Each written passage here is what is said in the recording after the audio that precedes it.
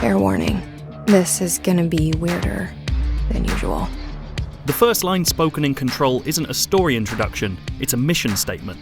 Remedy Entertainment has always trodden a shivering line between ordinary and outlandish, taking contemporary settings and distinctly human characters, then throwing them through an unnatural, often supernatural ringer. Control is a little more bold. Granted, it starts similarly. Jesse Faden visits the headquarters of the mysterious Federal Bureau of Control in search of answers about a childhood trauma. She meets a curious janitor who mistakes her for a job applicant and sends her into the bowels of the building. But then the director of the bureau mysteriously dies, his magic gun binds itself to Jesse, we learn the building's under lockdown because of the encroachment of a hostile resonance named the Hiss, and absolutely everything gets very strange indeed. Remember that short section of Max Payne when he was dosed with high-grade hallucinogens, got stuck in a world-warping nightmare, and began realising he was in a video game? That's the tone of Control, all the time. After playing 8 hours of Control, it is, without doubt, Remedy's prettiest, most singular, and, yes, weirdest game. I sort of knew that going in. What I didn't expect was it to be scathingly, gratifyingly difficult, or an experiment in non-linear storytelling. And on top of all of that, it's also Remedy's most highly tuned action game.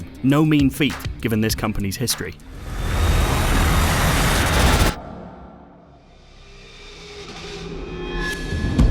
Action has always been Remedy's strong suit, but there's a case to be made that this is the developer's most significant alteration to that core interest since its earliest games. Most immediately obvious is in the way Jessie moves, her animations and actions snapping to life as you push sticks and prod buttons. It's a reaction to the developer's last game, Quantum Break, where animation led input, and never felt as responsive as Remedy would like. That's been reversed for Control. Alongside that baseline feeling, the mechanics of that action have changed too. While it retains the hallmarks of Quantum Break, mixing gunplay with a select group of offensive and defensive superpowers, Control is more doggedly built around a philosophy of aggressive play. Your service weapon, that magic gun I mentioned earlier, which can transform into 5 different forms, is generally best used up close, with most forms projectiles skewing off target over distance. Enemies, in turn, have had their AI tweaked to constantly try to surround you, with even the weakest grunts chopping chunks off of your health bar in a single hit. And when you lose that health, there are no medkits to pick up or hoarded painkillers to scoff. Only attacking enemies causes health to drop, meaning you literally need to fight to stay alive.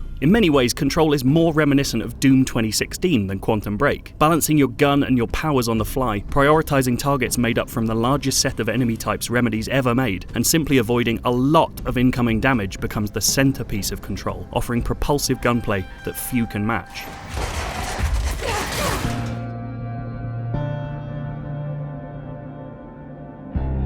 With all this work put into the base mechanics of fighting, it's almost surprising how much quiet exploration Control offers alongside it. The oldest house, the literally twisting, brutalist skyscraper Jesse's trapped inside, is built to the blueprints of a Metroidvania. You'll open all of its floors just a few hours into the game, and you'll inevitably be drawn to explore them all. The house's areas run from the functional to the mind-bending, often swapping from one to the other seamlessly. Research, for instance, houses some oddly funny testing labs, as well as a shining-like hotel corridor where the walls make and unmake themselves as you walk through. Maintenance includes the requisite dank tunnels, inhabited by a disgusting mass referred to only as the Clog, but also an entire quarry lit by the light of a nebula that can't possibly exist. It's a world I've not encountered in gaming before, an increasingly rare joy, and you'll cross much, but not all of it, along the main story path. By the strictures of the Bureau, earning the service weapon immediately makes Jesse the entire organization's director, and with that position comes a lot of responsibility. The Hiss has warped both people and places inside the house, and various remaining members of staff need Jesse's help to clear it out, solving problems through a mixture of exploration, violence, and surprisingly involved puzzles. To talk too much about Jesse's travels would be a spoiler, but it's safe to say that for her, the Hiss is more obstacle than end goal. She arrived here for different reasons. It's a significant obstacle though. This is a punishing game from the beginning, but crucially, the critical path doesn't hold the game's toughest challenges, nor most of the abilities you'll want to complete them. Alongside Destiny-like bounties and timed events, the house also hides tens of side quests, some of which will culminate in boss fights far tougher than those with the hiss-twisted humans you tend to take down along the core storyline. They also offer some of the game's biggest rewards. Most of Jessie's powers, from the ability to quick evade to her incredibly satisfying Superman-like levitation, are only earned by completing a side quest. These aren't marked on the map in any way, and can be missed entirely if you're not diligent about exploring. Remedy doesn't just want you to discover the world it's created, it positively insists upon it. And difficulty may well be my only major worry for the game at this point. While the majority majority of the game felt firm but fair,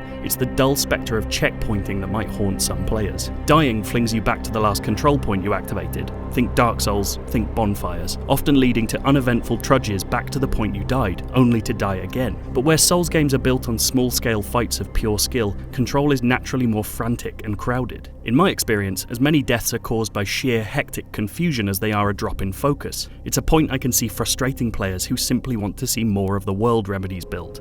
I'm here. Why did you bring me here?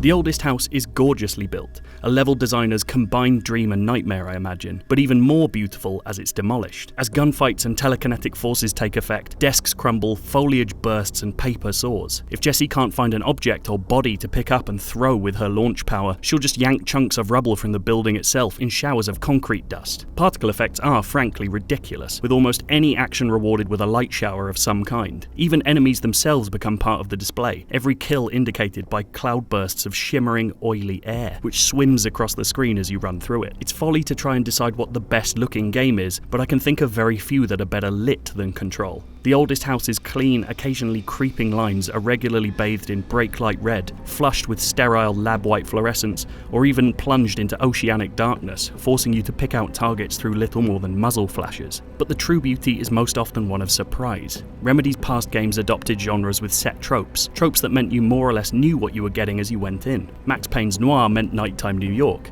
Alan Wake's Twin Peaks horror meant creepy countryside. But the Oldest House can literally be anywhere, and, occasionally, nowhere, meaning you're often not prepared for the next sight. Control's based in the tradition of the new weird, a genre which builds itself on the unpredictable, even indescribable. That surprise lives in the little touches too. When you enter the building, many walls include a picture of soon-to-be ex-director Trench, played in another nod to Remedy's past by James Max Payne McCaffrey. Once Jessie takes on his title, they're mysteriously replaced by portraits of her, everywhere. And it's that commitment to surprise that leaves me most impressed by and impatient for Control. I end my time with the game about halfway through the story, but apparently having missed a large number of side quests, and peering over the side of a major cliffhanger. By this point, I'm far from fully upgraded, but I've apparently earned the basic versions of all Jessie's powers and weapon forms. This would normally make me nervous. How long does an action game stay exciting when it's no longer offering new ways to fight? But the more I think about it, the less I think it matters. If anything, combat's the most expected element of Control, a joyous conveyor belt Remedy uses to help move its beautiful,